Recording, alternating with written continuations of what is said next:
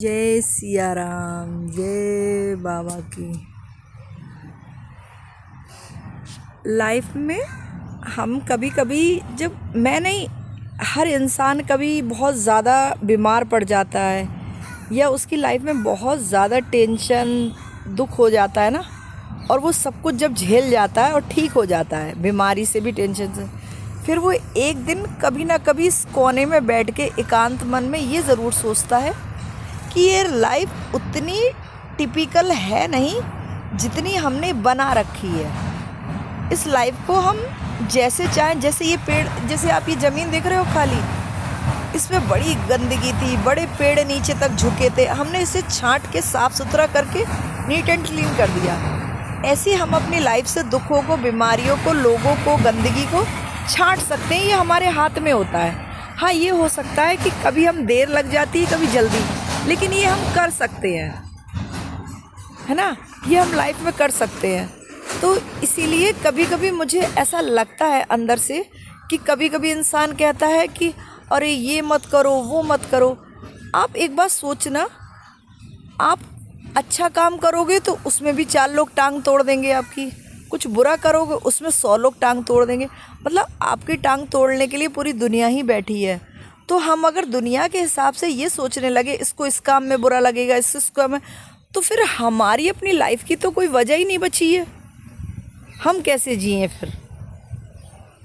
तो मैंने अपनी ज़िंदगी में ये देखा, एक तो आप जो काम करते आ रहे हो ना, उस रूटीन को चेंज कर दो, कुछ लोगों को चेंज कर दो, कुछ अपनी बॉडी का जो शेप है वो चेंज कर दो।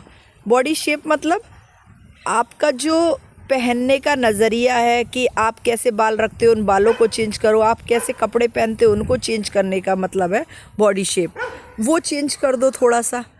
और टेंशन लेना बंद करो कि अब खाना नहीं बना तो क्या होगा, सफाई नहीं करी तो क्या होगा, आज सुबह झाड़ू नहीं लगी तो हम खाना नहीं खाएंगे, चाय नहीं पिएंगे। ये सब चीज़ें मैंने देखा है अब आके, ये फालतू की सेंसलेस बातें हैं। आप अगर उठ रहे हो, आपके अंदर एक अच्छी पॉजिटिव महसूस हो रही है, आपको वाइब्रेशन, आप लोगों के बारे में अच्छा सोच रहे हो, जलन चिड़न कुड़न नहीं कर रहे हो ना, तो ये सबसे बड़ी पूजा है आपकी। इससे बड़ा तो आपका कोई इंसानियत कर्म हो ही नहीं सकता। ये चीज़ अगर आपके दिल में नेचुरल मौजूद है तो फिर आपको कोई झाड़ू पोछा, पूजा पाठ, मंदिर द्वार कहीं जाने की ज़रूरत नहीं है। ये चीज़ तो आपके अंदर है ना फिर। तो इसीलिए लोग पूरी ज़िंदगी परेशान, भागा दौड़ी करते हैं। इस लाइफ में जिसको जो अच्छा लगता है ना, और उससे वो सेटिस्फाई और खुश है, और चेहरे पे वाकई में उसकी चमक आ रही है, और 10 लोग कह रहे हैं कि तुम बहुत सुंदर, बहुत स्मार्ट और बहुत अच्छे लग रहे हो, और चाहे आपने कोई गलत काम भी किया लेकिन आपके चेहरे पे चमक है ना उस चीज़ से, तो मुझे ऐसा लगता है भगवान का भी ये संकेत होता है कि नहीं, तूने जो किया उसमें मेरी मर्जी थी, तू बस खुश रहे। क्योंकि लोगों के चक्कर में पड़ोगे ना तो लोगों के हिसाब से तो आप कभी जी नहीं पाओगे। वो कहेगा तूने ये किया, वो कहेगा मैं किया।